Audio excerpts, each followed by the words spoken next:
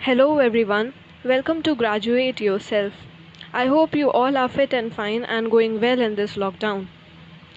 So, here I am Dipanshi teaching you philosophy over here. A brief introduction of mine. I am pursuing my graduation from Allahabad University with subjects like philosophy, medieval history, and political science. If you have any query regarding these subjects, you can ask me in the comment box along with your email ID so that I can reach you. So, without wasting our time, let's get started with our today's lecture on Jainism. A brief review of what we have learned in our previous sections was Introduction to Indian Philosophy, in which we learned what is Indian philosophy. Then we learned the basic characters and the general features of Indian philosophy, in which we have seen that what is common in the whole Indian philosophy. Then we have learned about Charvakya philosophy, in which we have learned metaphysics and epistemology of Charvakya. Now in our today's section we will learn about Jainism. Okay? So, topics to be covered in today's lecture is a brief introduction to Jainism. What is Jainism? Who has been the propagator and the originator of Jainism? The theory of Syadvad, the theory of Saptabhanginaya, the theory of Anekantvad, the doctrine of substances, bond, soul and liberation. In today's lecture, we will learn just about introduction, Syadvad and Saptabhanginaya. In our coming sections, we will learn about Anekantvad, doctrine of substance and bondage and liberation. Okay, so let's get started with the introduction to Jainism. So the Jainism came into prominence in the 6th century BC when Lord Mahavira propagated this religion. It is believed that there are 24 teachers or Tirthankars we say in Jainism in this whole theory. That is Chhathi सदवी BC में इस BC में Jainism का propagation एक तरीके से start हुआ था, जिसके 24 तीर्थंकर्स थे, 24 गुरु थे। 24th जो तीर्थंकर थे वो लॉर्ड महावीरा थे। उन्हीं को असली ओरिजिनेटर और प्रोपगेटर जैनिज़्म का माना जाता है। ठीक है। The theory of Jainism is believe to be on the ideals of Mahavir. जो पूरी जैनिज़्म की थ्योरी है वो महावीर के आइडियल्स पे ही बेस्ड है। ठीक है। There are 3 basic ideals of Jainism and thus it is followed by all Jains. First, they don't believe in God. Jains do not believe in God. They consider Tirthankars or the liberated soul as their God. They say that they were the normal human beings who were entangled in this cycle of death and birth, but with their practice they attained liberation, and a normal human being can also attain liberation. एक normal इंसान भी liberation पा करके भगवान क्या है? भगवान एक लिबरेटेड सोल है, एक एनर्जी है। ठीक है। तो वही कहते हैं जैनिज़्म के जो सपोर्टर्स हैं कि कोई गॉड वॉड नहीं होते। कोई भी नॉर्मल इंसान अपनी प्रैक्टिस से, अपने कर्म से लिबरेशन पा सकता है, और वही लिबरेटेड सोल की वो लोग पूजा करते हैं। ठीक है। वो कहते हैं the second ideal say they adore tirthankars as liberated soul who are omniscient, omnipotent, free and perfect. वो जो है वो तीर्थंकर्स को या लिबरेटेड सोल को ओमनीसिएंट मतलब जो हर जगह मौजूद है, ओमनीपोटेंट जो सर्वशक्तिशाली है, फ्री और परफेक्ट। हम भगवान को इन सब नामों से नॉर्मल इन सब टाइटल्स से नवाजते हैं, बट जैनिज़्म में तीर्थंकर्स जो कि लिबरेटेड सोल है उनको इन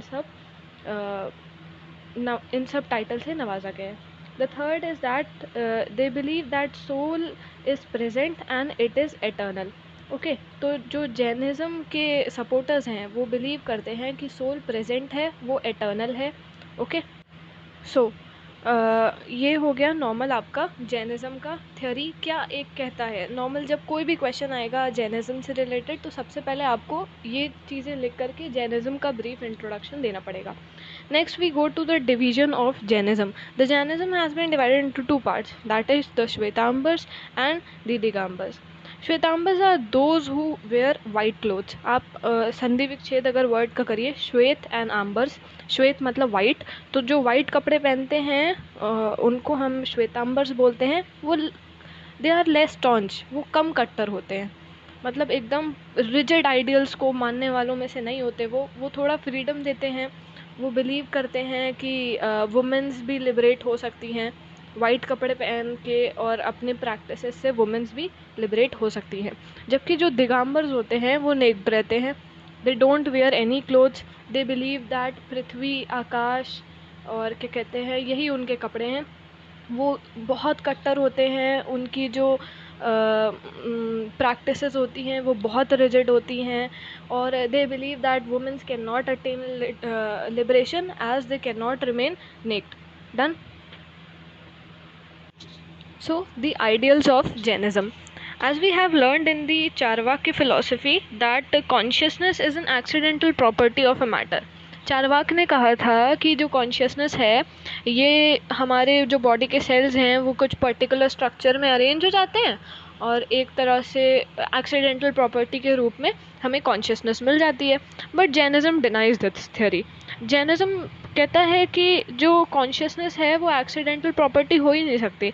This is not an accidental property. The consciousness is not an accidental property according to Jainism.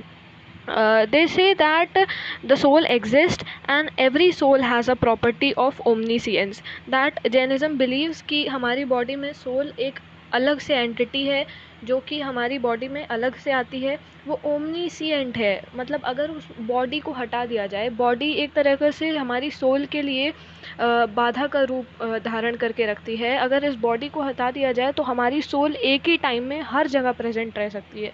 It has the property of omniscience. Okay, then Jainism believes that perception, inference and testimony, all the three of them are a valid source of knowledge.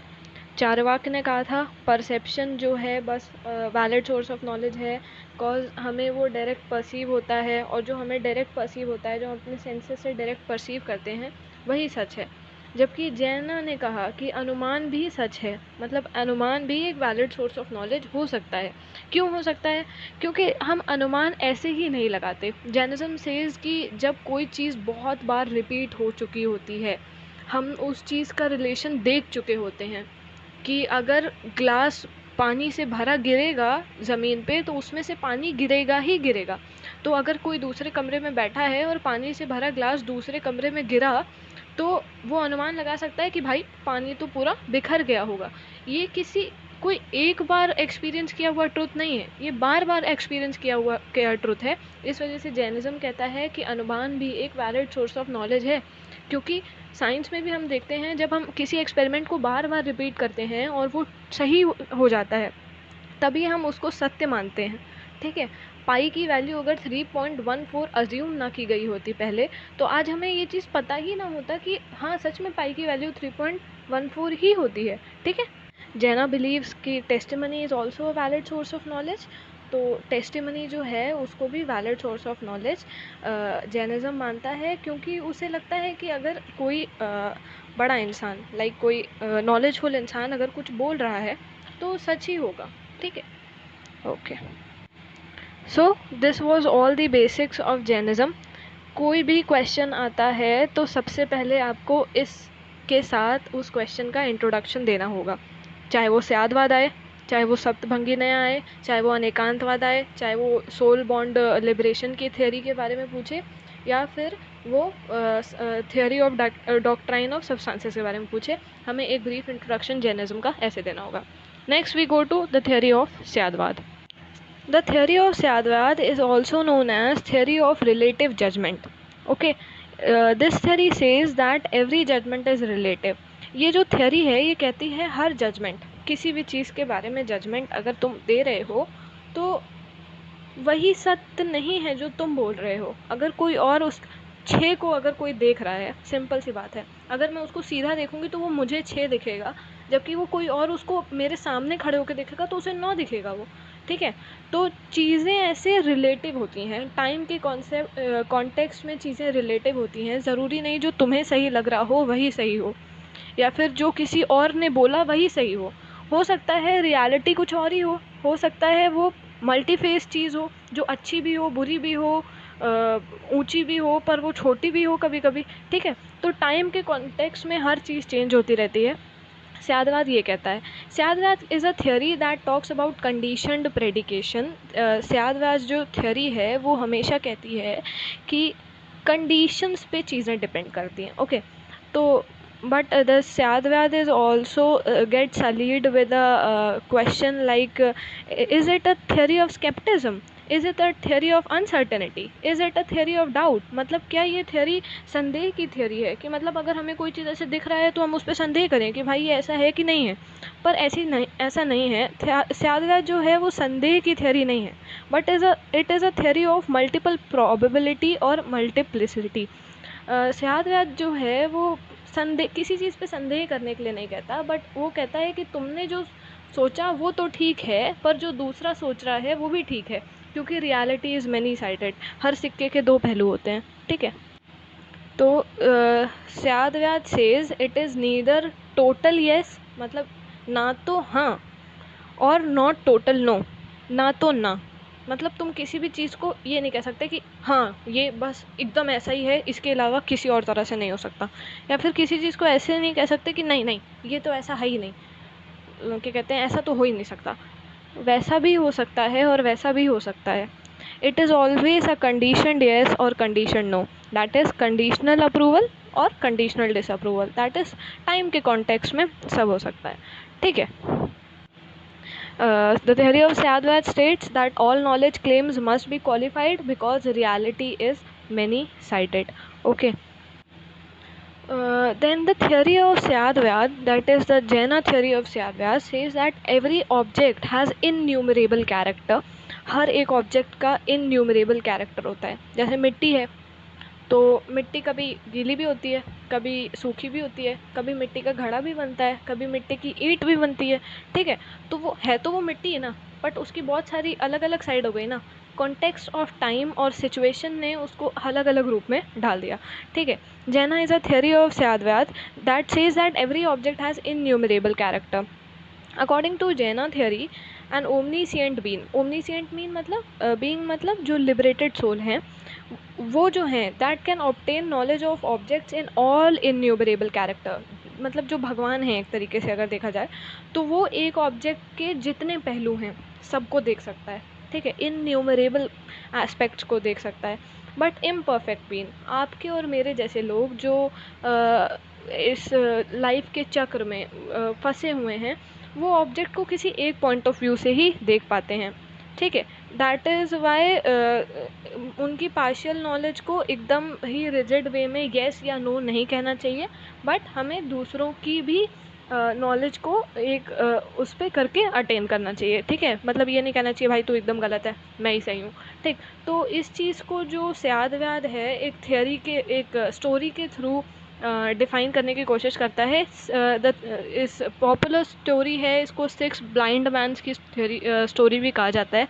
ठीक है, so the story is that six blind men were asked to touch an elephant and they were asked to tell about elephant। ठीक है, तो 6 अंधे आदमियों को elephant के पास जाके खड़ा किया गया।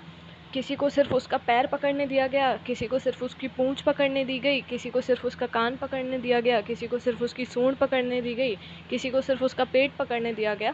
और फिर पूछा गया कि तुमको क्या लगता है, अंदाज़ा लगा के, अनुमान लगा के बताओ कि एलिफेंट कैसा होगा।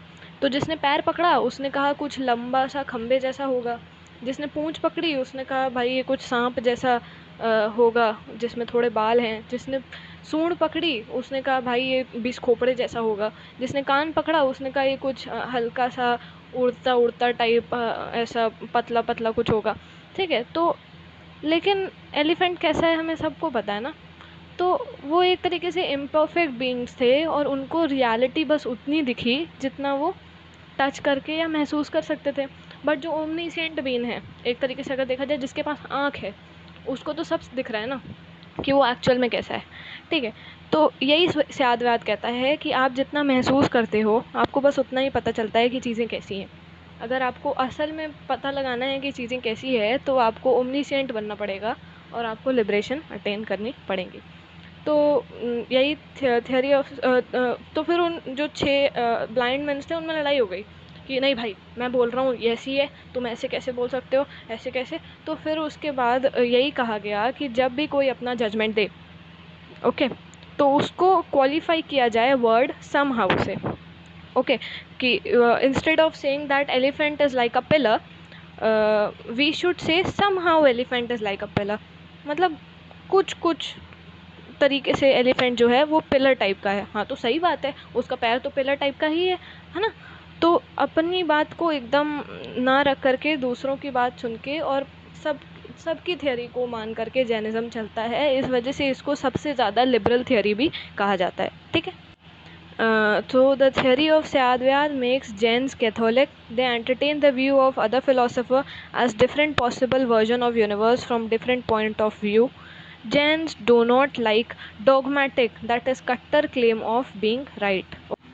स्यादवाद का ही एक और पार्ट है जिसको हम सप्तभंगी नया कहते हैं। इसको 7 फॉर्म्स ऑफ जजमेंट के नाम से भी जाना जाता है, जिसको हम अपने आगे आने वाली स्लाइड्स में जानेंगे, ठीक है। तब तक के लिए ये जान लीजिए स्यादवाद का एक पार्ट है सप्तभंगी नया, और सप्तभंगी नया और स्यादवाद जो है एक दूसरे से डायरेक्टली अटैच्ड हैं, ठीक है। ओके, सो स्यादवाद से अब तक हमने सीखा ये समझा कि every ordinary judgement holds good only of a particular aspect that is जज। मतलब हर थ्योरी जो है वो सही है जब तक उस पर्टिकुलर एस्पेक्ट को हम जज कर रहे हैं, बस तब तक। Okay, so next we go to our next topic that is Saptabhangi Naya. So सप्तभंगी नया एक पार्ट है स्यादव्याद का, मैंने पहले ही बता दिया। सो जो नॉर्मल लॉजिक्स होते हैं, ठीक है, मैंने पूछा कि वो इंसान अच्छा है कि बुरा है, तो मुझे दो में से कोई एक आंसर मिल सकता है। या तो आपका आंसर रहेगा वो अच्छा है, येस ही इज़ गुड, या तो आपका आंसर रहेगा no he is not good, वो अच्छा नहीं है। बट सप्तभंगी नया जो है it distinguishes 7 kinds of judgement, 7 forms of judgement. कि मतलब आप डायरेक्ट ये नहीं कह सकते कि वो अच्छा है, हो सकता है वो आपके लिए अच्छा हो पर दूसरों के लिए ख़राब हो, टाइम के कॉन्टेक्स्ट में, सिचुएशन के कॉन्टेक्स्ट में, कंडीशंस के कॉन्टेक्स्ट में। या फिर आप ये भी नहीं कह सकते कि वो एकदम बुरा है, हो सकता है वो आपके साथ ही बुरा हो सिर्फ क्योंकि आपने उसके साथ कुछ बुरा किया हो, बाकियों के साथ वो अच्छा हो, टाइम के कॉन्टेक्स्ट में, सिचुएशन के कॉन्टेक्स्ट में, या फिर किसी भी कॉन्टेक्स्ट में, ठीक है। तो ordinary logic distinguishes 2 types of judgement, basically affirmative और नेगेटिव, या तो पॉजिटिव या तो negative.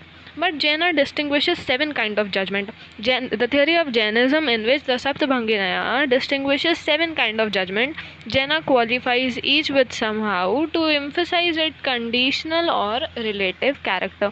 The 7 forms of judgment are directly emphasized with the word somehow, so as to emphasize on its relative or conditional character. As I have said, वो अच्छा है तुम्हारे लिए किसी कंडीशन पे, किसी टाइम के रिलेशन में, वो बुरा है तुम्हारे लिए किसी कंडीशन में, किसी टाइम के रिलेशन में। हर चीज़ इस दुनिया में रिलेटिव है, even science obey this concept.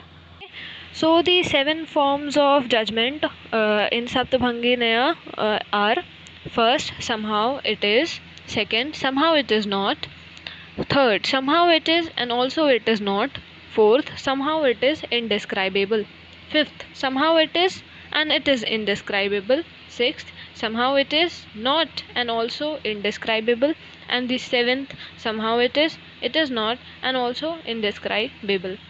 In Hindi we use Syat Ashti, Syat Nashti, Sat Ashti ka Nashti ka, Sat Ashti ka अवाक्यतव्यम का, सत्य नष्टि का अवाक्तव्यम का, या फिर सत्य अष्टि का नष्टि का अवाक्तव्यम का। Okay, so going with the first one, somehow it is. Okay, so I put a glass outside my house when the sun shines and I say it is shining, like somehow it is shining. So jug is not always shining, but it is shining at that particular time when I put it in the sunlight. Okay, so it is not always shining, but it is shining at that particular condition when it has been kept under the sunshine. So somehow it is shining, somehow it is not. Like when I say that when I put the jug over a dark room, I say that somehow it is not shining. Okay, so means it is not shining at that particular context of time, at that particular condition.